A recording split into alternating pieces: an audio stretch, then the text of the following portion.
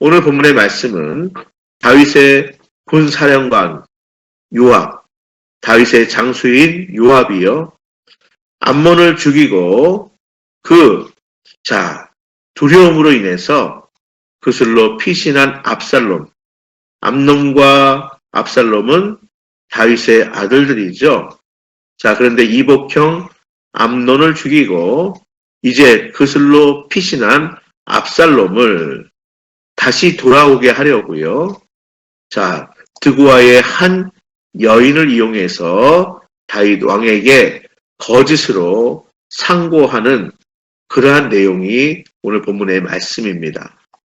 그러니까 다윗의 최측근이자 또 다윗의 군사령관인 요압은 이제 다윗의 마음을 알았어요. 자, 그래서 이제 저 오랫동안 도망 생활을 하는 압살롬을 다시 돌아오게 하려고 안타까운 다윗의 마음을 헤아려서 계책을 세운 것입니다. 우리 어제 본문의 말씀에도 또 제가 오늘의 양식, 말씀 카드도 보냈지만, 물론 다윗도 압살롬에 대한 안타까운 마음을 이제 가지고 있었음이 분명합니다. 그래서 우리가 어제 사무엘하 13장 39절에 보면 그렇게 마무리하죠. 다윗 왕의 마음이 압살롬을 향하여 간절하니라고 기록하고 있습니다. 그리고 이어지는 오늘 본문 말씀에 사무엘하 14장 1절은 이렇게 기록합니다. 1절, 수르야의 아들 요압이 왕의 마음이 압살롬에게로 향하는 줄 알고. 네. 우리가 그 전절에 다윗의 마음이 압살롬을 향하여 간절하니, 그리고 오늘 본문 말씀의 시작이 스루야의 아들 요압이 왕의 마음이 압살롬에게 향하는 줄 알고, 아무리 죄를 지었더라도 아들을 향한 아버지의 마음은 늘 안쓰러움과 안타까움이 있었을 것입니다. 이제는 압살롬이 돌이켜 아버지에게로 돌아오기를 원하는 마음이 있었을 것입니다.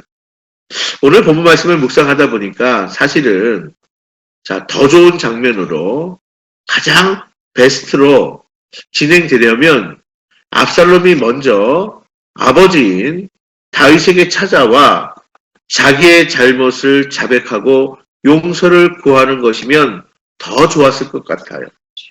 복음서에 나오는 탕자가 돌이켜서 아버지의 집으로 돌아온 것처럼 말이죠. 그러면 아마도 아버지 다윗이 아들 압살롬을 용서하지 않았을까요? 당연하죠. 그런데 압살롬은 그슬로 피신하여 3년 동안이나 예루살렘으로 돌아오지 않았습니다. 왜 그랬을까요? 두려움이 물론 있었겠죠. 근데 아마 압살롬의 마음에는 원망으로 가득했을 거라 생각이 듭니다. 원망은 모든 사람들을 힘들게 합니다. 또 공동체를 또한 어렵게 합니다. 압살롬의 원망에는요, 암논이 다윗에게 부탁하여 자기 여동생 다말에게 암논을 위하여 음식을 만들어 주라고 한 것도 있었을 거예요. 아들 암논의 부탁을 받은 다윗이 다말을 위하여 음식을 만들어 주라고 허락하지 않았습니까? 물론 이게 다 계략이었죠. 그러나 아버지 다윗에 대한 이런 원망이 있었을 것입니다. 뿐만이 아니라 암논이 다말을 범했을 때에 그 즉시로 다윗이 아무런 조치를 취하지 않았던 것에 대해서도 불만이 가득했을 것입니다. 그러나 아무리 그렇다 해도 압살롬이 암논을 죽인 것은 타당한 이유가 될 수가 없습니다. 그렇다면 아버지 다윗 왕에게 나와서 내가 형 암논을 죽이는 죄를 지은 것에 대해서 대가를 치르겠다고 하면서 암논에 대한 원망과 또 아버지 다윗에 대한 내가 이러한 불만이 있었습니다. 호소하면 되었을 것입니다. 그런데 압살롬은 자기 마음속에 가득한 원망과 불만에만 집중하고 있었습니다. 자, 다윗은 왕으로서 그리고 암논과 압살롬의 아버지로서 만감이 교차했을 것입니다. 자, 그렇게 3년이란 세월만 흘러가고 있었는데요. 이제 요압이 나서서 이 한 여인을 동원하면서 마치 이 여인이 자기가 당한 일인 것처럼 어떤 한 사건에 대해서 호소하며 왕의 선처를 이제 부탁하게 됩니다. 오늘 그 내용이 나오죠. 이 모든 것은 바로 요압의 계책으로 이루어지게 된 것입니다. 자, 내용은 이렇죠. 이 여인은 자기의 두 아들이 싸우다가 결국 한 아들이 죽게 되었다는 거예요. 그런데 주변 사람들이 자기 형제를 쳐 죽였기에 하나밖에 남지 않은 그 남은 아들도 죽여야 한다면서 이렇게 요구한다는 거죠. 자신이 어미로서 이런 곤란한 상황에 처해 있음을 호소하는 내용입니다. 하나밖에 남지 않은 유일한 상속자예요. 이 유일한 상속자인 물론 형제를 죽인 죄를 범했지만 이 하나밖에 남지 않은 아들, 이 유일한 상속자를 죽이면 대가 끊어지는 상황인데 제발 자기의 남은 아들만이라도 구해달라는 요청인 것입니다. 자, 이 호소를 들은 다윗은 선뜻 도와주겠다고 말하게 됩니다. 자, 그 내용이 8절이 있죠. 우리 8절 말씀만 봉독해 볼까요? 왕이 여인에게 이르되 내 집으로 가라. 내가 너를 위하여 명령을 내리리라 하는지라. 예, 도와주겠다. 그렇게 해주겠다. 결국 다윗도 자, 이제 이후에 보면 이 여인의 호소하는 이 모든 상황이 이 여인의 호소하는 내용이 요압의 계책으로 이루어졌음을 알게 되었습니다. 요압이 다윗의 마음을 잘 읽고 있었고요. 다윗과 압살롬과의 관계를 회복시키기 위해서 이런 계책을 사용한 것은 뭐라고 탓하기는 어렵습니다. 자, 그러나 우리가 오늘 말씀을 통해서 한번 생각해 볼 것이 있습니다. 요압이 좀 더 지혜로웠다면 무조건적인 관계 회복이 아니라 풀어야 할 것을 먼저 풀도록 도와주어야 했습니다. 즉 무슨 말이냐면 시시비비를 명확하게 하고 압살롬에게는 지은 죄에 대해 철저한 자백과 회개가 있도록 도와주어야 했습니다. 그리고 다윗에게는 압살롬이 그럴 수밖에 없었던 압살롬의 원망과 아픔을 헤아릴 수 있도록 도와야 했습니다. 그런데요, 이 모든 상황을 이제 계책으로 연출하면서 압살롬을 예루살렘으로 돌아오게 하는 것만 생각했기에 결국 압살롬이 예루살렘으로 어쨌든 결과적으로 돌아왔지만 완전한 관계 회복과 진정한 화해는 일어나지 못한 것입니다. 압살롬이 예루살렘으로 돌아왔지만 몸은 왔지만 그의 마음 깊은 곳에 바로 원망 그리고 불만 이것은 여전히 남아 있었기에 훗날에 더 큰 화가 임했던 것입니다. 성도 여러분, 우리는 좋은 게 좋은 거라고 무조건 화목하게 지내라고 어쨌든 화해하라고 말하기 쉽습니다. 하지만 죄를 지은 자가 있다면 먼저 그 지은 죄를 분명히 해결하고 넘어가도록 해야 합니다.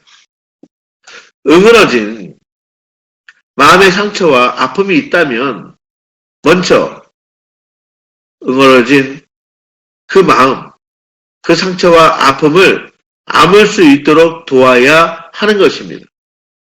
이러한 중요한 부분이 해결되지 않고요. 그냥 겉만 화해의 분위기를 만드는 것은 오히려 관계를 더 골마가도록 하는 결과가 될 수가 있다는 거예요. 그래요. 풀어야 할 것은 풀어야 제대로 회복이 일어날 수 있습니다. 응어러진 마음을 풀어야, 그래야 진정한 회복이 일어나는 것입니다. 성도 여러분, 내가 누군가의 사이에서 중재해야 한다면 두 사람이 마땅히 풀어야 할 것, 풀도록 도와주어야 할 것입니다. 무조건 서로 손을 맞잡고 화해하라고 하는 것은 마음속 응어리를 그대로 남겨둔 채 더 굳게 만들 가능성이 크기 때문입니다.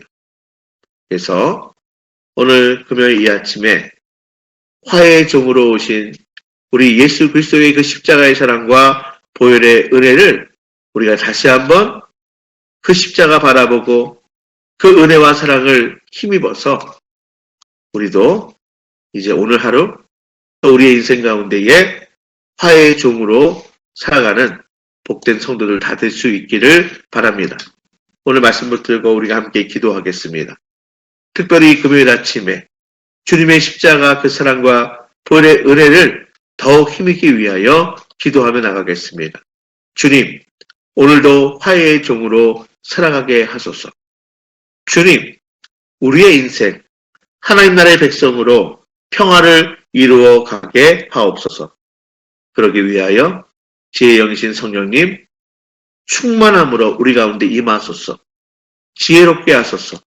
말씀 충만, 성령 충만, 은혜 충만, 사랑 충만하여 승리하게 하옵소서. 우리 함께 기도하며 나가도록 하겠습니다. 네, 오늘 이제 금요일 기도회를 마치고요. 돌아오는 주일 우리가 더 간절하고 또 감사하고 기쁜 마음으로 우리가 거룩한 주일 주님 앞에서 우리가 예배로 나갈 수 있게 되기를 바랍니다. 은혜로 승리하십시오. 잘 마무리하십시오. 네, 오늘 제가 또 기도할 때에 오늘 이렇게 이번 주간에 함께 이렇게 예배로 기도로 나가는 고임중 장로님, 김병철 안수집사님, 김정옥 권사님, 김재영 장로님, 안미선 집사님, 안은주 집사님, 엄창숙 권사님, 또 이은지 권사님, 이정희 권사님, 이진영 집사님, 정혜경 집사님, 진갑석 안수 집사님, 예, 우리 모두가 말씀 붙들고 은혜로 우리가 나갈 수 있기를, 또 성령께서 주신 귀한 마음으로 서로 중보하며 기도하며 나가게 되기를 바랍니다. 함께 기도하겠습니다. 사랑과 은혜의 아버지 하나님 감사합니다. 주님의 이름을 찬양하며 또 주의 이름을 높여드립니다. 주님이 행하신 귀한 일들로 인하여 우리가 늘 찬양하고 감사하며 살아가는 저희 모두가 될 수 있도록 인도하여 주옵소서. 아버지 하나님, 오늘 이 금요일 아침에 다시 한번 십자가의 그 사랑과 보혈의 은혜를 더욱 힘입으며 나가는 저희를 되게 하시니 감사드립니다. 오늘도 우리가 감사로 또 찬양으로 주님께 영광 돌릴 뿐만이 아니라 또 귀한 말씀을 붙들고 기도할 때에 주님 역사하소서, 주님 응답하여 주옵소서. 우리가 참으로 중재하는 그러한 화해의 종으로 평화의 종으로 살아가는 데 부족함이 없는 저희 모두가 되기를 간절히 원합니다. 무조건적인 관계 회복이 오히려 관계를 더 골마가게 할 수 있음을 기억하며 늘 지혜의 영이신 성령의 충만함으로 지혜로운 귀한 자의 삶을 살아가는 저희를 되기를 원합니다. 죄에 대해서는 철저한 자백과 회개가 있는 저희들 되기를 원합니다. 응그러진 마음, 풀어야 할 것이 있다면 우리가 제대로 풀고 제대로 우리가 화해하는 복된 삶을 살아가는 저희 모두가 될 수 있도록 인도하여 주옵소서. 하나님, 우리가 말씀 붙들고 기도합니다. 주님의 응답의 이름 부르며 기도하며 나갑니다. 하나님 응답하소서, 역사하여 주옵소서. 그리하여서 하나님이 도우셨다, 하나님께서 함께 하셨다, 하나님께서 응답하셨다, 많은 간증이 나올 수 있는 간증의 주인공들 다 될 수 있도록 주님 인도하여 주옵소서. 특별히 아버지 하나님, 가정과 자녀손들을 위해서 기도할 때마다 하나님 응답하시고 역사하심으로 믿음의 가정, 믿음의 명문 가문 이루는 데 부족함이 없도록 인도하여 주옵소서. 예수님의 이름으로 감사하며 기도하옵나이다. 아멘. 하늘에 계신 우리 아버지, 아버지의 이름을 거룩하게 하시며 아버지의 나라가 오게 하시며 아버지의 뜻이 하늘에서와 같이 땅에서도 이루어지게 하소서. 오늘 우리에게 일용할 양식을 주시고 우리가 우리에게 잘못한 사람을 용서해 준 것 같이 우리 죄를 용서해 주시고 우리를 시험에 빠지지 않게 하시고 악에서 구하소서. 나라와 권능과 영광이 영원히 아버지의 것입니다. 아멘. 주여